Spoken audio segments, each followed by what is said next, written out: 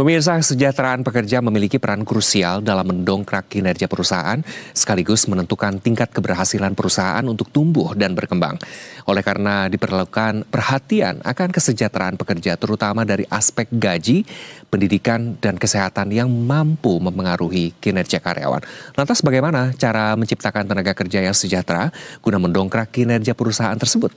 Saat ini telah hadir bersama kami di studio Semesta PIK 2, Bapak Zuhri Bari, Ketua Dewan Pengawas BPJS Ketenagakerjaan BPJ Jamsostek. Pak Zuhri, apa kabar? Terima kasih sudah hadir. Ya, makasih Mas Iqbal nih diundang di Senang sekali. Suatu kehormatan Pak Zuhri bisa mampir di sini, Pak. Kita ngobrol yuk terkait bagaimana sebetulnya Badan Penyelenggaraan Jaminan Sosial atau BPJS ini kinerjanya seperti apa sih?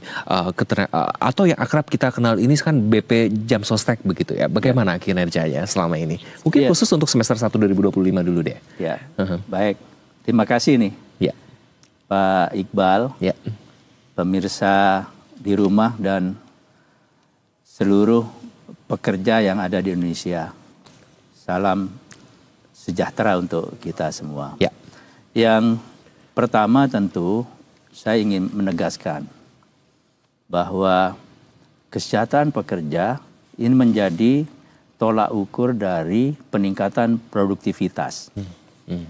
Semakin kita memastikan pekerja itu sejahtera, semakin kita ingin melihat produktivitas itu bisa kita rasakan.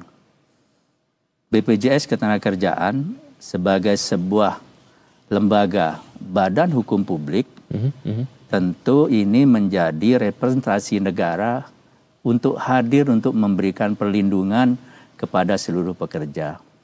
Baik itu pekerja formal maupun pekerja non formal. Semakin banyak pekerja yang terlindungi, semakin terasa negara itu hadir. Nah, BPJS tentu punya tanggung jawab untuk melindungi seluruh pekerja. Mas Iqbal, jumlah penduduk Indonesia kan kira-kira 280 jutaan ya.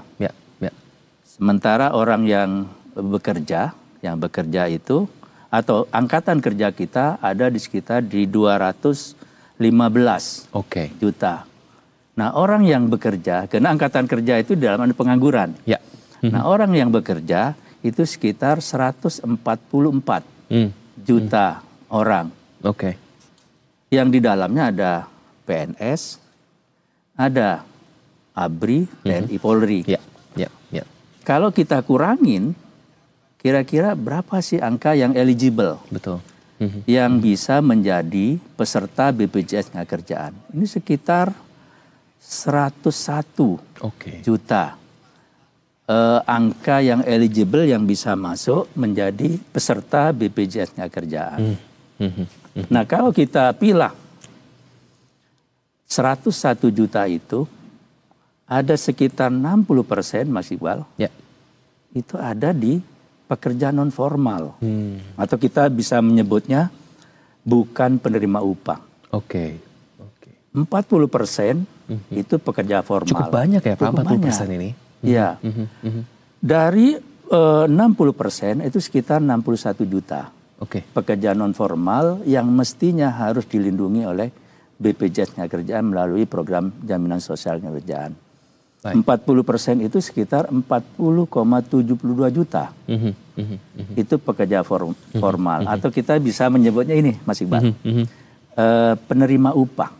Jadi formal itu penerima upah, yang non formal itu bukan penerima upah.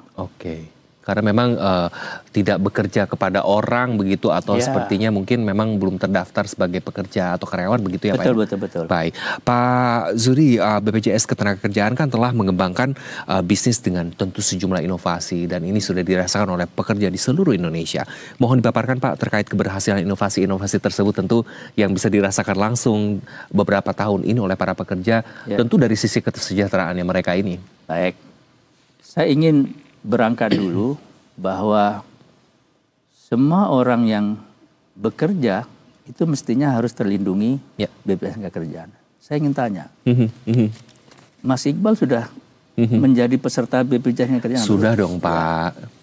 Saya ingin memberikan apresiasi.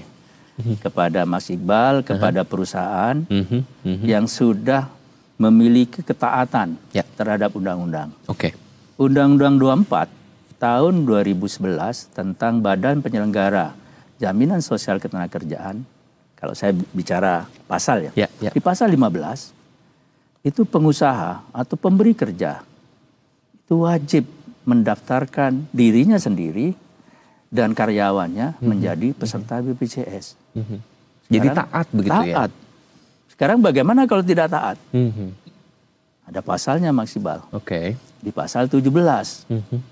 Jadi kalau pengusaha atau pemberi kerja dan pekerja tidak mendaftarkan, itu ada sanksi. Sanksinya administratif.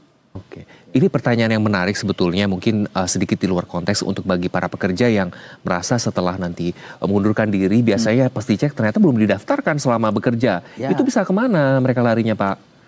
Ya kalau itu, Mas Iqbal, kita ini kan bertanggung jawab kepada orang atau peserta yang sudah mendaftar. Jadi yang belum terdaftar harusnya mungkin menindaknya di pasal-pasal tersebut ya Pak? Ya mungkin itu bisa kepada pihak-pihak terkait, misalnya di Kementerian Tenaga Kerja, Dinas Tenaga Kerja dan sebagainya.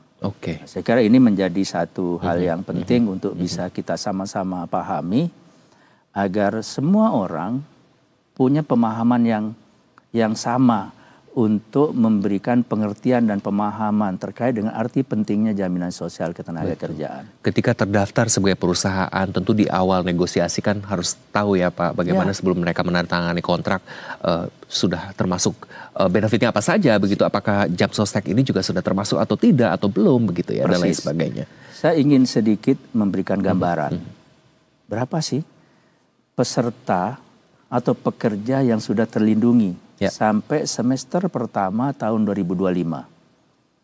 Sekarang sekitar 39 juta itu pekerja yang terlindungi. Berarti ada PR nih. Kalau ingin 100% universal coverage, berapa angka lagi yang harus dicapai? Baik itu pekerja formal maupun pekerja non formal. Pekerja formal itu, Pak Mas Iqbal, baru 65%. Padahal secara mandatori, undang-undang mengatakan seluruh pekerja formal wajib hukumnya menjadi peserta BPJS. Berarti ada sekitar 35%-an itu yang gapnya yang harus diwujudkan. Baik, Pak Zuhri, tentu ini juga menjadi salah satu tantangan sekaligus peluang juga ya untuk menyasar si 35% tersebut. Nah, sebelum ke sana tercatat dana kelolaan badan BPJS ini kan sampai dengan 31 Desember 2024 mencapai 791,65 triliun rupiah. Bisa dijelaskan Pak terkait pencapaian ini dan bagaimana sebetulnya pencapaian kinerja semester pertama 2025 ini yang sebetulnya masih ada gap tadi 35%, berarti akan potensi terus naik dong ya Pak? Ya, saya melanjutkan boleh nggak? Boleh. Itu di sektor formal. Di sektor non formal itu kan 60% atau sekitar 61,8 juta. Berapa yang terlindungi? Itu baru 21%. 21,68% atau sekitar 8,5 juta pekerja non formal yang terlindungi. Nah ini tantangan juga nih Mas Iqbal. Dari 61 juta, 30 juta itu adalah orang-orang yang secara ekonomi, sosial ekonomi rentan atau miskin. Nah, sekarang persoalannya, ini tanggung jawab siapa ya? Kalau kita bicara terkait dengan perlindungan warga bangsa, kira-kira Undang-Undang 45 kan sudah jelas ya. Fakir miskin, anak terlantar dipelihara negara. Lalu kemudian di pasal 34, negara punya kewajiban untuk mengembangkan sistem jaminan sosial nasional untuk seluruh bangsa Indonesia. Tentu, ini pertanyaannya, bagaimana kita memikirkan nasib perlindungan sekitar 30,8 juta pekerja rentan atau pekerja miskin ini.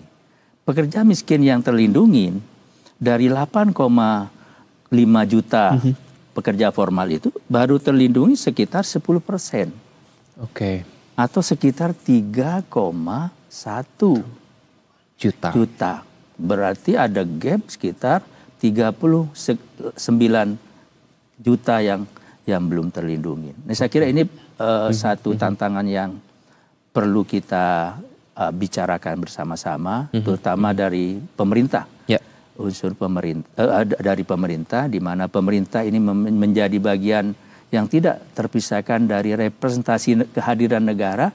Tentu ini memang pekerjaan yang cukup serius, butuh effort dan komitmen yang kuat untuk bisa memastikan terkait dengan perlindungan ini. Dan terus harus berkelanjutan ya Pak Zuhri ya. Persis. Karena tidak boleh berhenti begitu saja, karena dari angka tadi terlihat dan memang faktanya terus mengerucut, semakin kecil dan semakin sedikit sebetulnya yang benar-benar terlindungi.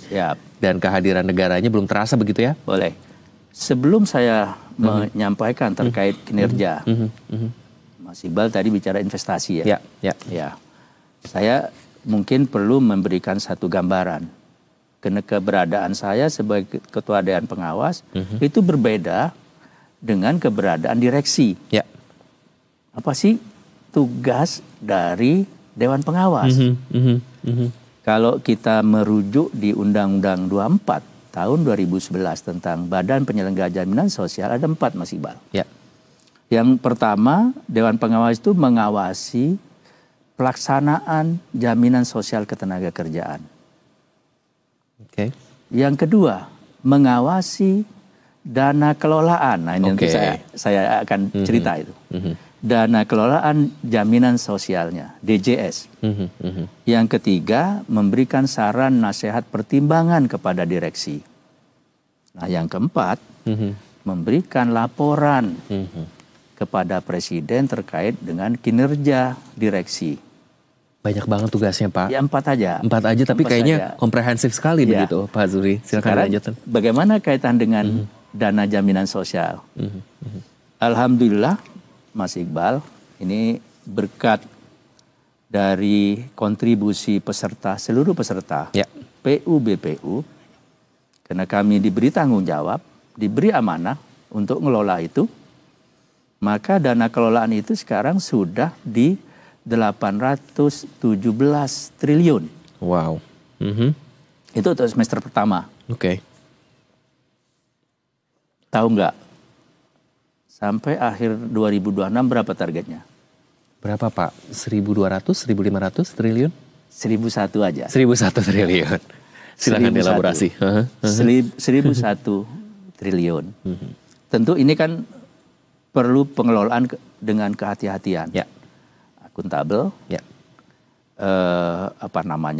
comply, governance, kita kelola. Dan setiap tahun itu terus berkembang dan berkembang. Dan hasilnya akan dikembalikan lagi kepada peserta. Dengan kita punya 5 program. Apa aja itu Pak? Ada program jaminan kecelakaan kerja. Ada program jaminan kematian, ada program jaminan hari tua, ada program jaminan pensiun. Nah, yang terakhir ini program terbaru. Apa itu Pak? Program jaminan kehilangan pekerjaan sebagai mandat dari Undang-Undang Cipta Kerja, Undang-Undang 11. Baik, berarti di 5 program ini tentu yang terakhir ini kehilangan pekerjaan yang banyak sekali sedang dialami oleh para masyarakat. Kita akan bahas lebih dalam usai jeda Pak Zuhri. Pemirsa, kami akan segera kembali dengan dialog yang lebih menarik bersama Pak Zuhri usai jeda. Tetap bersama kami. Pemirsa, kembali lagi bersama saya Iqbal Suitami Haji di Corporate Insight, dan kami masih bersama Bapak Zuhri Bahri, Ketua Dewan Pengawas BPJS Ketenagakerjaan atau BPJAM Sostek. Pak, kita lanjutkan kembali. Saya sangat tertarik dengan 5 program tadi, dengan satu program yang terakhir itu adalah tambahan, di mana ini yang menjadi salah satu fenomena lah dengan kondisi ekonomi yang banyak menemui tantangan ini. Mungkin dari awal kita elaborasi dulu ya Pak, terkait kecelakaan, kerja, kematian, hari tua, pensiun, dan kehilangan ini satu persatu. Bagaimana realisasinya Pak? Ya. Kalau kita perhatikan dengan seksama, kita memiliki 5 program manfaat. 5 program manfaat ini saya sering menyebutnya begini. Program jaminan sosial ketenagakerjaan itu lebih menggambarkan perlindungan bagi kepada pekerja sepanjang hayat. Mulai dari orang bekerja, pensiun, sampai jamin hari tua, meninggal pun kita memberikan perlindungan. Wow.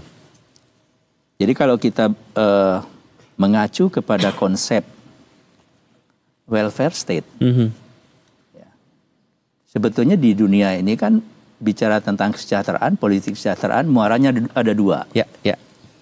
Ada welfare state, ada welfare society. Welfare state, di mana saya memahami bahwa urusan kesejahteraan, termasuk di dalamnya perlindungan sosial, itu murni dilakukan oleh negara. Lalu welfare society, bahwa urusan perlindungan dan kesejahteraan itu memang diberikan kepada masyarakat untuk melakukan dan bertanggung jawab untuk melakukan itu. Nah, kira-kira Indonesia itu arahnya kemana ya? Dua-duanya atau mungkin berat di salah satu Pak? Kalau saya melihat dari segi konsepsi normatifnya, Indonesia itu sebetulnya mengacu kepada welfare state. Mari kita lihat. Di Undang-Undang Dasar 45, di pasal 34, bahwa negara punya kewajiban untuk mengembangkan sistem jaminan sosial dan bla bla bla banyak. Pasal tentang fakir miskin, anak terlantar, itu negara punya tanggung jawab. Lalu dari pasal 34 turun ke Undang-Undang 40 2004 tentang sistem jaminan sosial nasional. Undang-Undang 40 2024 turun lagi di Undang-Undang 4 tahun 2011 tentang Badan Penyelenggara Jaminan Sosial. Yang di dalamnya Undang-Undang 40, Undang-Undang 24, di dalamnya ada 2. Ada jaminan sosial ketenagakerjaan dan jaminan sosial kesehatan. Dua-duanya ini memang punya tanggung jawab untuk memberikan perlindungan kepada masyarakat. Cuman segmennya aja yang berbeda. Nah, seringkali orang tidak bisa membedakan mana jaminan sosial kesehatan, mana jaminan sosial ketenagakerjaan. Kalau saya sederhananya begini, setiap orang yang ada, setiap warga negara Indonesia itu adalah punya hak untuk mendapatkan jaminan sosial kesehatan. Mulai dari anak kecil sampai orang dewasa. Sementara jaminan sosial ketenagakerjaan memang khusus diperuntukkan bagi orang yang bekerja atau dalam usia kerja. Usia produktif begitu ya Pak Zuhri ya? Ya, makanya BPJS Ketenagakerjaan itu kepesertaannya rentangnya antara 18 sampai 65 tahun. Tapi juga ada yang kalau ILO, kalau di bawah 18 kan pekerja anak. Tapi kalau di Undang-Undang Perlindungan Anak dan Perempuan kita, 18 tahun itu dianggap orang sudah bisa masuk ke dunia kerja. Tinggal kita mau ngacu yang mana. Ya, gitu ya. Sehingga Mas Iqbal dan pemirsa TV, Berita Satu, ya, Berita Satu yang saya hormati, kalau kita mengacu kepada normatifnya memang welfare state. Tapi karena memang kita masih punya tantangan Fiskal kita belum bisa mencukupi seperti negara-negara welfare state di Skandinavia misalnya. Maka saya melihatnya model kesejahteraan kita itu model kesejahteraan Pancasila yang menggabungkan antara welfare state dan welfare society. Di mana dukungan dari non pemerintah, dari individu, dari pengusaha, itu menjadi salah satu komponen penting di dalam memastikan bahwa penyelenggaraan jaminan sosial ketenagakerjaan itu bisa diwujudkan dan berkelanjutan. Oke, dengan dua kombinasi ini sebetulnya lebih ideal dong Pak, kalau bisa kita sebut untuk situasi Indonesia dan bagaimana masyarakat dan sosial kita, atau seperti apa menurut Anda? Saya sih punya ekspektasi ke depan.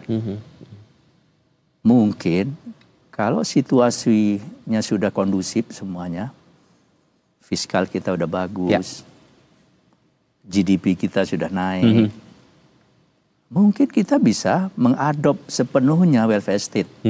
Seperti yang dilakukan oleh negara-negara welfare state seperti Denmark, Swedia, Finlandia, Norwegia. Saya kira itu menjadi model yang ideal ke depannya. Tapi kita juga harus sadar, karena kita masih punya banyak tantangan, maka saya kira model kolaborasi antara welfare state sama welfare society, untuk sementara waktu saya kira kita bisa mengambil model yang ini. Oke, kombinasi ini. Pak, ini adalah bagaimana saya jadinya menyasar ke pertanyaan masyarakat kita ini suka agak bete ya Pak, dengan dipotong sekian ratus ribu atau sekian juta, dan tidak juta yang besar begitu sebetulnya untuk BPJS Ketenagakerjaan ini. Bagaimana sebetulnya pemahaman masyarakat ini ternyata belum menuju ketika kita memang maunya welfare state, tapi memang pemahaman mereka pun belum dan masih on the way lah begitu. Bagaimana Anda melihat ini, pemahaman sosialisasi, promosinya mungkin? Kalau saya melihatnya begini, ada dua hal yang mungkin saya ingin mencoba mengelaborasi. Yang pertama, saya melihat betapa pentingnya satu pemahaman atau awareness. Public awareness itu penting. Tetapi yang kedua, kalau public awareness-nya bisa kita tingkatkan, maka kesadarannya kita bangun. Consciousness-nya kita bangun. Jadi kira-kira kalau saya meminjam istilahnya, diksinya Karl Marx tentang bagaimana membangun kesadaran kolektif. Jadi kolektif consciousness itu menjadi salah satu pekerjaan dan tantangan kita ke depan. Sekarang gini, Mas Iqbal, jangankan mengerti tentang arti pentingnya jaminan sosial ketenagakerjaan, membedakan antara jaminan sosial kesehatan dengan jaminan sosial tenaga kerja aja belum. Menurut saya ini tantangan. Baik. Terutama bagi BPJS. Saya selalu menyarankan sebagai Dewan Pengawas kepada direksi dan manajemen agar selalu bisa menjadikan dua tantangan ini sebagai pekerjaan yang cukup serius ke depannya. Meningkatkan awareness, meningkatkan consciousness. Sehingga apa yang bisa kita lakukan? Ada tiga. Yang pertama, kita harus bisa memastikan strategi komunikasinya efektif. Satu. Yang kedua, marketing komunikasinya juga harus efektif. Nah, ini yang ketiga nih. Apa itu, Pak? Masifikasi. Terkait dengan sosialisasi. Dan ini saya kira butuh dukungan. Baik. Dukungan dari pemerintah itu sendiri, dari pusat sampai ke daerah, pengusaha, tokoh masyarakat.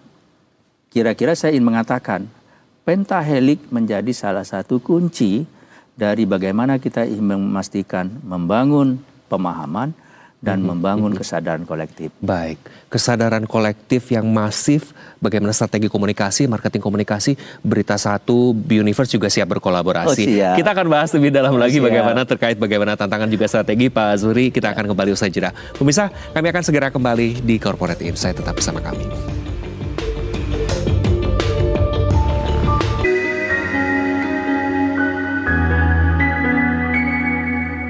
Pemirsa, kita lanjutkan kembali Corporate Insight bersama saya Iqbal Sutamiharja dan kita masih bersama yang terhormat Bapak Zuhri Bahri, Ketua Dewan Pengawas BPJS Ketenagakerjaan atau BPJS Sostek. Kita lanjutkan ya Pak, tadi menarik sekali bahwa bagaimana komunikasi massa yang masif juga diperlukan dari pusat hingga ke daerah dengan melibatkan seluruh stakeholder, termasuk mungkin media-media komunikasi seperti Berita Satu begitu ya Pak. Sedikit penyinggung, Bapak kan baru saja juga meluncurkan buku berjudul Melindungi Pekerja Sepanjang Hayat. Ini cocok sekali sama sekali dengan peran Bapak saat ini ya Pak. Dalam buku ini kan ada 3 isu begitu yang sangat menarik yang bisa mungkin saya bocorkan sedikit dan simpulkan begitu, dalam artian sangat terkait dengan pekerja kita di tanah air. Pertama, isu terkait ketenagakerjaan sudah pasti. Kedua, terkait dengan perlindungan sosial ketenagakerjaan, dan yang ketiga terkait dengan kesejahteraan sosial terutama bagi para pekerja. Bagaimana sih Pak? Jelaskan masing-masing pokok ini yang menjadi inspirasi dalam menulis buku itu, dan mungkin ini juga salah satu strategi komunikasi yang Bapak rencanakan nih dari 3 poin tadi ya Pak. Iya. Jadi yang pertama gini, saya ingin melanjutkan di termin yang kedua tadi. Baik. Jadi 5 program itu, Mas Iqbal, highlight aja ini ya, highlight aja. Kita sudah menyalurkan manfaat ke 5 program itu sekitar 30,25 triliun. Oke.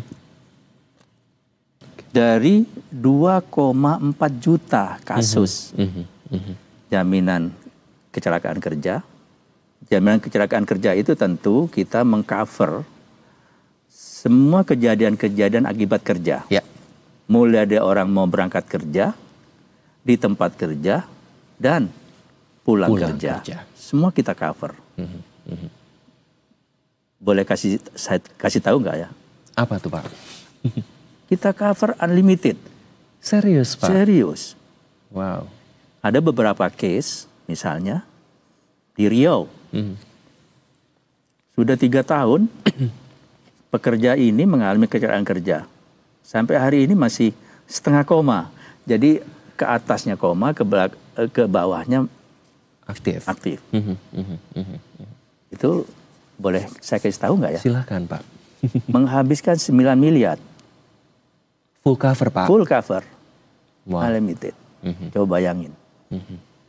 Kalau ini kita bisa memahami betul arti pentingnya jaminan sosial kerjaan, saya kira banyak orang yang tertarik untuk mendaftar.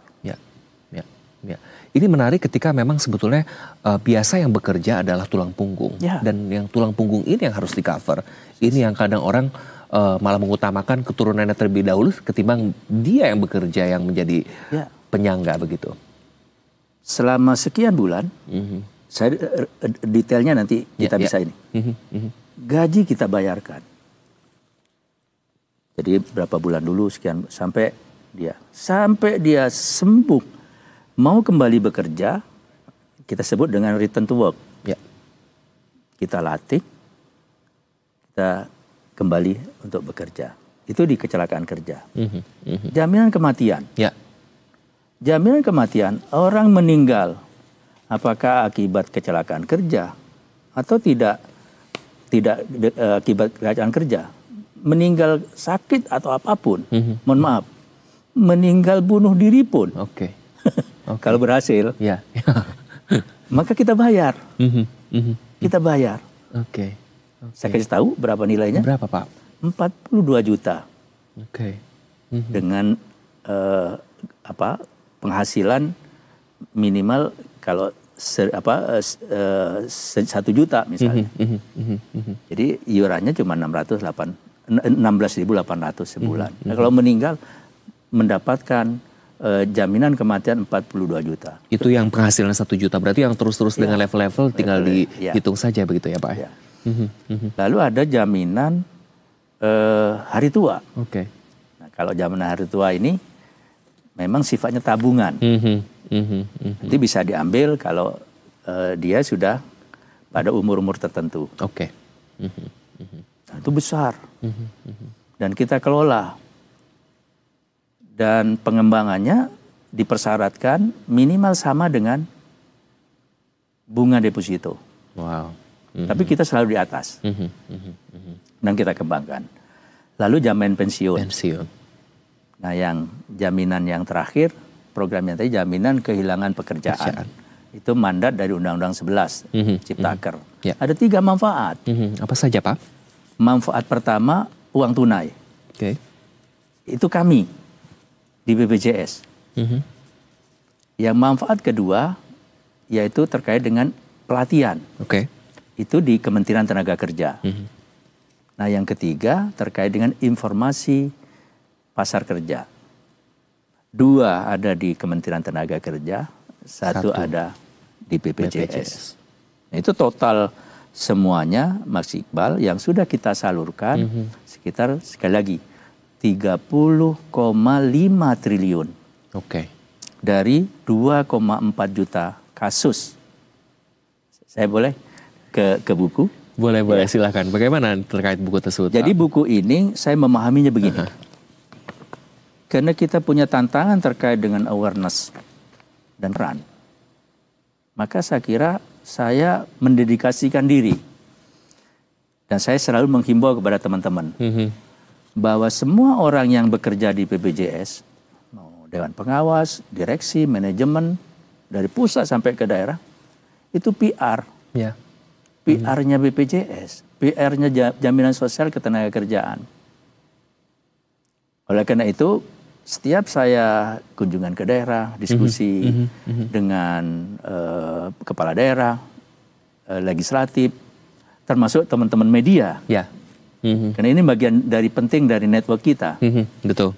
Saya selalu mendapatkan inspirasi untuk menulis catatan-catatan saya tentang jaminan sosial ketenagakerjaan. Baik itu terkait dengan isu ketenagakerjaan, isu perlindungan maupun isu kesehatan sosial. Jadi memang 3 poin tersebut 3 juga poin yang di-highlight ya Pak ya?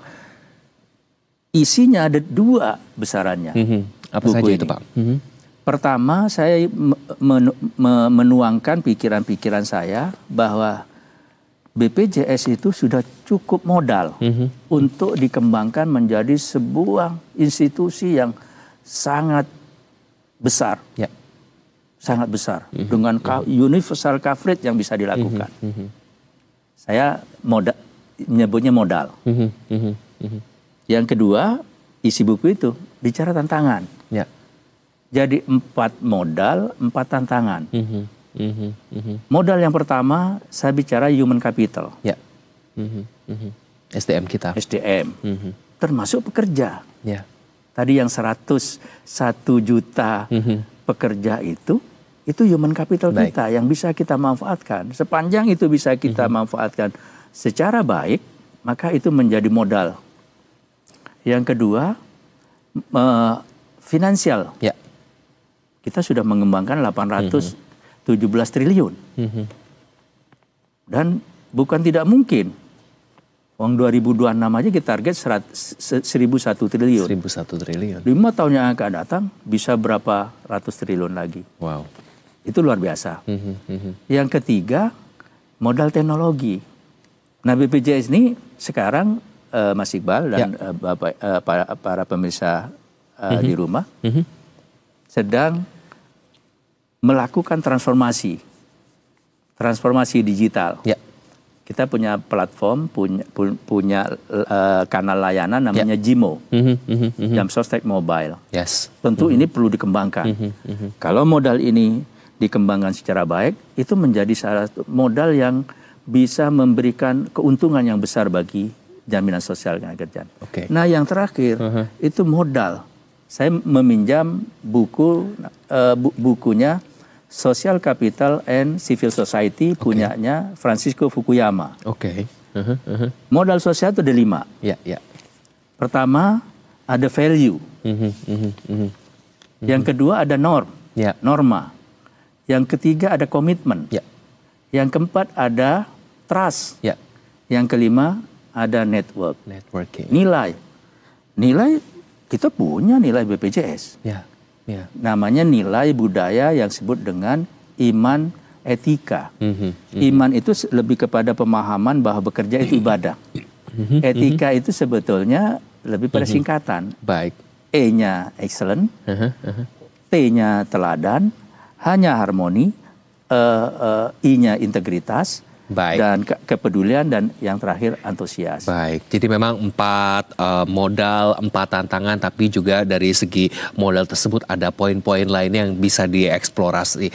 Kita jeda kembali. Siap. Pak Zuhri. Pemirsa, kami akan kembali usai jeda, tetap bersama kami di Corporate Insight.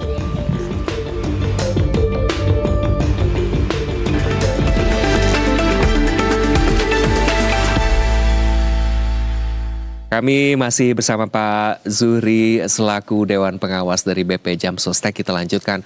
Pak Zuhri, sayang sekali waktunya terbatas. Saya perlu 1 hari penuh begitu kayaknya kalau ngobrol Bapak terkait ketenagakerjaan dan jaminan sosialnya. Dari segala tantangan yang ada, dari fakta-fakta atau data-data yang sudah Bapak share juga, bagaimana hal tersebut juga bisa menjadi peluang sekaligus juga PR besar begitu. Dan di sisi lain ada mimpi besar juga sesuai dengan undang-undang ya Pak. Apa sebetulnya yang harus dilakukan sesegera mungkin untuk segera meningkatkan, di mana 2026 1.001 triliun nih Pak. Silakan Pak. Iya. Pada satu saat saya punya keyakinan. Dan saya kira keyakinan ini memang harus dijadikan sebagai motivasi untuk men-trigger bahwa seluruh pekerja, baik pekerja formal, PU, penerima upah, maupun pekerja non formal, bukan penerima upah, termasuk di dalamnya adalah pekerja rentan miskin, itu semuanya terlindungi oleh jaminan sosial ketenagakerjaan. Tadi saya baru menyampaikan 1 tantangan. 3 tantangan saya kira menjadi closing saya nih. Silahkan. Yang kedua terkait dengan bagaimana coverage. Jadi kita punya obsesi tentang universal coverage. 1.001 juta pekerja itu semua kita harus lindungin. Agar kita bisa memastikan negara itu betul-betul hadir untuk melindungi seluruh rakyat Indonesia termasuk pekerja. Yang kedua tentu terkait dengan pelayanan.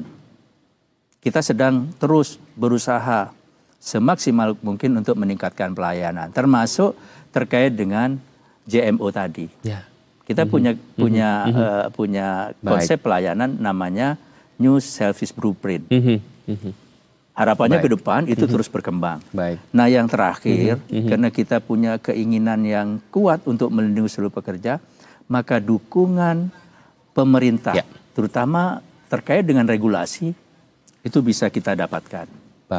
Misalnya bagaimana kalau pekerja formal itu dimandatorikan oleh undang-undang, bagaimana dengan pekerja non formal?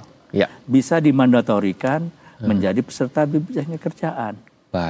Begitu banyak mimpi, begitu banyak target juga yang segera ingin dicapai. Ini selalu memang ujungnya untuk kesejahteraan, lagi-lagi kesejahteraan. Pak Zuhri, terima kasih. Sayang sekali waktu terbatas. Kita harus penutupan. Terima kasih sekali lagi. Salam sehat, sukses selalu untuk Anda, Pak Zuhri. Pemirsa, sentimen ketidakpastian global masih kencang di tengah kebijakan tarif Trump agar potensi dampaknya bisa diredam. Ini saatnya Indonesia berbenah. Saksikan pembahasan dan dialog seputar bagaimana Indonesia berbenah di program-program Berita Satu. Dan pemirsa, kita sudah di penghujung Corporate Insight hari ini. Saya Iqbal Switamiharja, atas nama seluruh kru yang bertugas mengucapkan terima kasih atas kebersamaan Anda. Investor Daily, inspirasi investasi, bersatu menginspirasi. Sampai jumpa.